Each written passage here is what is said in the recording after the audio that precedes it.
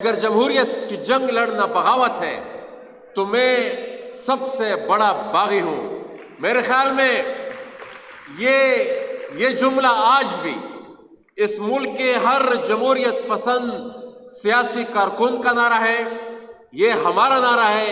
یہ اس پنڈال میں، اس ہال میں موجود تمام سیاسی کارکنان کا نعرہ ہے۔ اور میرے خیال میں اگر ہم نے پاکستان کو ایک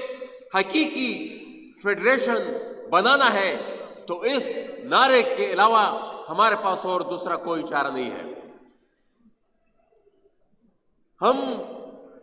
جب خواجہ محمد رفیق صاحب کی زندگی پر ایک نظر دوڑاتے ہیں تو ایک چیز ہمیں بہت نمایاں نظر آتی ہے کہ ان جیسے نظریاتی کارکن وہ پارٹیشن سے پہلے بھی سیاست میں رہے اور پارٹیشن کے بعد، پاکستان بننے کے بعد بھی وہ فعال سیاسی کارکن اور سیاسی لیڈر رہے، لیکن ان کی زندگی پر جب نظر دوڑاتے ہیں تو ہمیں یہ اس سے اخذ ہوتا ہے کہ اس پورے دور میں پارٹیشن سے پہلے بھی یہ استعمار یہاں پر جو کچھ کر رہا تھا ان کے ساتھ وہ ہوا۔ جس فسطائیت کا مقابلہ انہوں نے پارٹیشن سے پہلے کیا، اسی فسطائیت کا سامنا وہ استعمار کے باقیات کے ہاتھوں پاکستان کے بننے کے بعد بھی کرتے رہے، اور اس وقت تک کرتے رہے جب تک انہوں نے اپنی سیاسی جدوجہد کو آگے بڑھاتے ہوئے جمہوریت کے خاطر اپنی جدوجہد کو جاری رکھتے ہوئے اپنی جان کی قربانی دے دی۔ اور یہ ان کی جو پولیٹیکل سٹرگل ہے، یہ میرے خیال میں جب ہم اپنے خطے کی سیاسی قیادت اور ان کی تاریخ کو دیکھتے ہیں تو کئی اس طرح کے نام ہمارے سامنے آتے ہیں، اور میں تو یہاں تک کہوں گا کہ حالات ابھی بھی نہیں بدلے۔ پاکستان کے بننے سے پہلے یہاں پر جب انگریز کی حکومت تھی، فرنگی راج تھا، اس وقت جمہوریت اور آزادی کا مطالبہ کرنے والے سیاسی کارکنان کے ساتھ جو ہوتا تھا آج بھی وہی ہو رہا ہے۔ نام کو تو پاکستان آزاد ہو گیا ہے، لیکن آج بھی سیاسی قیادت جیل میں ہے، آج بھی جمہوریت کی بات کرنے والے علی وزیر جیل میں ہے، آج بھی انسانی حقوق کی بات کرنے والے، انفورسڈ ڈس اپیرنسز کے خلاف بات کرنے والی مہارنگ بلوچ آج بھی جیل میں ہے، آج بھی عدالتوں کا وہی حال ہے جو اس وقت تھا، آج بھی ہماری پوری کی پوری ہمارا نظام مفلوج ہے۔ ہم جب اس خطے کی تاریخ پر نظر دوڑاتے ہیں تو ایسٹ انڈیا کمپنی کے آنے کے بعد آج کی اس موجودہ دور تک تین چیزیں وہ مسلسل یہاں سے لیتے رہے ہیں، ایک ملٹری سروسز، ایک را مٹیریل اور ایک چیپ لیبر۔ وہ چیپ لیبر تو وقت کے ساتھ چونکہ آرٹیفیشل انٹیلیجنس کا زمانہ آتا جا رہا ہے، اس کی تو ضرورت وقت کے ساتھ شاید نہ پڑے۔ را مٹیریل ابھی بھی یہاں سے جا رہا ہے، یہ ریئر ارتھ منرلز کے نئے منصوبے ابھی ایم او یوز سائن ہو رہے ہیں، اور ملٹری سروسز وہ پاکستان کے بننے سے پہلے بھی وہ ایسٹ انڈیا کمپنی اور ان کے باقیات انگریز سامراج کو جب بھی یہاں سے ضرورت پڑی یہاں سے انہوں نے لی۔ پھر اس کے بعد سیٹو، پھر سینٹو، پھر اس کے بعد افغان جہاد، پھر افغان جہاد کے بعد 9/11، اور 9/11 کے بعد اب یہ جو موجودہ فیز ہے، یہ فال آف کابل کے بعد جو سچویشن سامنے آئی ہے، اور ایک نئی گریٹ گیم شروع ہو گئی ہے، اور چائنا کو کنٹین کرنے کے لیے یہاں پر امریکہ ایک دفعہ پھر ان کو مزید ملٹری سروسز کی ضرورت ہے۔ اور یہ جب فال آف کابل ہو رہا تھا اس وقت بھی ہم جیسے سیاسی کارکن پارلیمنٹ میں کھڑے ہو کر یہ کہہ رہے تھے کہ آپ بطور پراکسی طالبان کو افغانستان میں استعمال کر رہے ہیں، یہ آپ کے گلے پڑیں گے۔ لیکن صرف اتنا کہنے پر ہمیں غدار کہا جاتا تھا، اور پھر وہ چند سال بعد وہ جو ہم کہتے تھے وہ باتیں پھر ٹھیک بھی ثابت ہوئی۔ تو یہ جو نیا وار کانٹریکٹ ہے، ہم اس وقت بھی کہتے تھے، ہم ابھی بھی یہ کہتے ہیں کہ اس وار کانٹریکٹ میں شاید یہ ملک اس کو سہ نہ سکے، اس ملک کی بقا، اس ملک کا مستقبل آپ دیکھ لیں اس پورے ریجن میں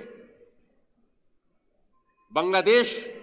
کہ حالات اب خراب ہوئے، لیکن پچھلے چند سالوں میں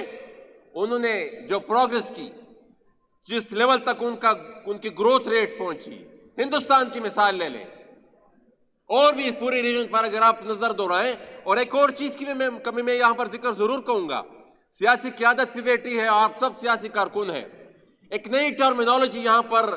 جو موجودہ اس دور میں جن لوگوں کے پاس طاقت ہے ان کے کانوں میں ڈالی جا رہی ہے کہ دنیا اتھارٹیرینزم کی طرف بڑھ رہی ہے اور جمہوریت فیل ہو رہی ہے. اور مثال دی جاتی ہے چائنا کی کہ چائنا میں بھی ایک کمیونسٹ پارٹی ہے، تو چائنا کی کمیونسٹ پارٹی کی رکنیت سازی گراس روٹ لیول وہ یونٹ سے شروع ہوتی ہے، اور وہ بھی شاید اتنا سکسیسفل نہ ہو جب تک ان کا گروتھ جاری ہے، کاروبار چل رہا ہے، لوگوں کی زندگیاں آسودہ ہے. جب وہ رکے گا میرے خیال میں وہاں بھی مسائل پیدا ہوں گے. لیکن یہ 25 کروڑ آبادی والا ملک یہ جمہوریت کے بغیر نہیں چل سکتا. اگر کوئی کہتا ہے کہ ہم ایک فارمولہ یا دوسرا فارمولہ یا تیسرا فارمولہ یہاں پر اپلائی کریں گے تو یہ 25 کروڑ والا ملک جمہوریت کے بغیر نہیں چل سکتا. آج خواجہ محمد رفیق صاحب کی برسی پر ان تمام سیاسی ورکرز کو بھی ہمیں یاد کرنا چاہیے جنہوں نے جمہوریت کے لیے اپنی جانیں قربان کی. لیکن ہمارا پھر جب ہمارا پیریفریز کی بات ہوتی ہے، ہمارا پھر مسئلہ جمہوریت کے علاوہ ایک اور بھی ہے، جمہوریت یا سویلین سپریمیسی. اس کے لیے تو سٹرگل جو ہے وہ جاری رہے گی. لیکن لیٹ سپوز یہاں پر پنجاب میں بسنے والے سیاسی کارکنوں کو، عوام کو، سیاسی قیادت کو وہ جو سویلین سپریمیسی کا ان کا خواب تھا وہ پورا بھی ہو جائے. میرا مسئلہ پھر بھی اس سے حل نہیں ہوتا، کیونکہ یہ جو ہمارے چھوٹے فیڈریٹنگ یونٹس ہیں پاکستان کی جمہوریت میں اس کی ڈیسیشن میکنگ میں ہماری کوئی سہ ہی نہیں. یہاں پر جو فیڈریٹنگ سٹرکچر ہے ہماری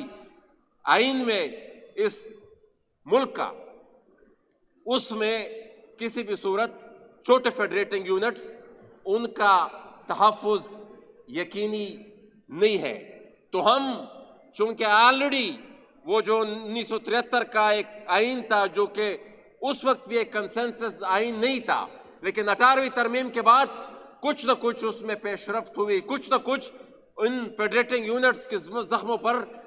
مرہم رکھا گیا. لیکن اب یہ جو 26ویں آئی، 27ویں اور آگے 28ویں اور پتہ نہیں 29ویں اور پتہ نہیں کون سی ترمیم آ رہی ہے، تو اس سچویشن میں میرے خیال میں آلریڈی یہاں پر سیاسی کارکنوں کا اس پورے نظام پر سے اعتماد اٹھ چکا ہے. میں اگر اپنی مثال دے لوں اپنے حلقے کے، 2 دفعہ ہمارے ساتھیوں پر قاتلانہ حملہ ہوا ہمارے الیکشن میں. ان 2 حملوں کے باوجود فارم 47 کے ذریعے ہمارے حلقے کا نتیجہ تبدیل کیا گیا. تو وہ پولیٹیکل ورکر پھر یہ سمجھتا ہے کہ میں اپنی زندگی کو اتنے رسک میں کیوں ڈالوں. یہاں پر تو چند بابو کمپیوٹر کے سامنے بیٹھ کر رزلٹ تبدیل کر دیتے ہیں، تو اس پورے پروسیس میں پھر خواری کی یا پھر اتنا خرچہ مول لینے کی ضرورت کیا ہے. تو یہ جو عدم اعتماد بڑھ رہا ہے اور ایک ایسی سچویشن میں بڑھ رہا ہے جب آپ کا جو پولیٹیکل کیڈر ہے وہ دن بدن کمزور ہو رہا ہے اور پاپولیزم کی ایک نئی لہر میں وہ پتہ نہیں کس طرف چل پڑے گا، آپ کو اندازہ نہیں. اور جب ریجنل جو سچویشن ہو ایسی ہو، پھر ملکی اور بین الاقوامی قوتوں کے یہاں پر جو انٹرسٹ ہو وہ بھی اس لیول پر پہنچ جائے کہ 2 بڑی قوتوں کی لڑائی ایک دفعہ پھر اس سرزمین پر لڑنی وہ دونوں چاہ رہے ہیں. تو آپ ایسی سچویشن کا مقابلہ اس طرح کے ہائبریڈ نظام کے ساتھ نہیں کر سکتے. اس کا مقابلہ اور اس سے حل نکالنے کا واحد راستہ جمہوریت ہے، اور جمہوریت میں آپ کو فیڈریٹنگ یونٹس جتنے بھی ہیں ان کو پراپر نمائندگی دینی پڑے گی. سینٹ آپ نے نام کا تو بنا دیا ہے، لیکن سینٹ کے پاس کوئی امپاورمنٹ نہیں ہے. سینٹ کو آپ کو وہی اختیار دینے ہوں گے جو آپ نے قومی اسمبلی کو دیے ہیں، تبھی جا کر ایک حقیقی فیڈریشن یہ ملک بن سکتا ہے، تبھی جا کر ان تمام مسائل سے یہ ملک باہر نکل سکتا ہے. ادروائز زبردستی، دونس، دھمکی، آپ کتنی دیر تک چلا لیں گے؟ کتنی دیر تک چلا لیں گے؟ ولنگلی یہ جو چھوٹے فیڈریٹنگ یونٹس میں رہنے والے لوگ ہیں، یہ ولنگلی اس موجودہ سوشل کانٹریکٹ میں آگے جانے کے لیے شاید تیار نہ ہو۔ میں آخر میں یہ ضرور بات کروں گا کہ جو سچویشن بن گئی ہے، میرلی میں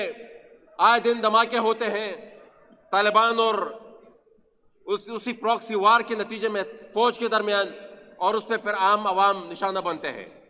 کل بھی ہمارے شمالی وزیرستان میں بویا میں خود کو حملہ، ایسا دن نہیں ہوتا جب کوئی خودکش دھماکہ یا کوئی کواد کاپٹر کسی کے گھر پہ نہ گرا ہو۔ کل ہماری انڈیم کے ساتھ عمران وزیر کے گھر پہ جانی خیل میں ایک کواد کاپٹر آیا، اپیرنٹلی بہانہ یہ تھا کہ طالبان کے ساتھ ہم لڑ رہے ہیں اور ان پر ہم یہاں پر ان پر فائرنگ، لیکن وہ کواد کاپٹر پھر عام ایک سویلین کے گھر پر وہ گرتا ہے اور اس سے پھر خواتین اور بچے اس میں زخمی ہوتے ہیں، اور ہر دن شہادت بھی ہمیں دیکھتے ملتی ہے۔ تو میں اپنی بات کو سمیٹتا ہوں، اور آخر میں ایک دفعہ پھر میں خواجہ محمد رفیق فاؤنڈیشن اور خواجہ سعد رفیق صاحب کا بہت مشکور ہوں کہ انہوں نے آج کے دن ہمیں یہاں پر مدعو کیا، اور میں ایک دفعہ پھر یہ بات ریپیٹ کرنا چاہتا ہوں کہ خواجہ محمد رفیق صاحب کی جو سٹرگل تھی وہ اس ملک میں رہنے والے ہر جمہوری کارکن اس لیگیسی کو کیری کر رہا ہے۔ اس وقت بھی شاید کسی نے بیانیہ بنایا ہو،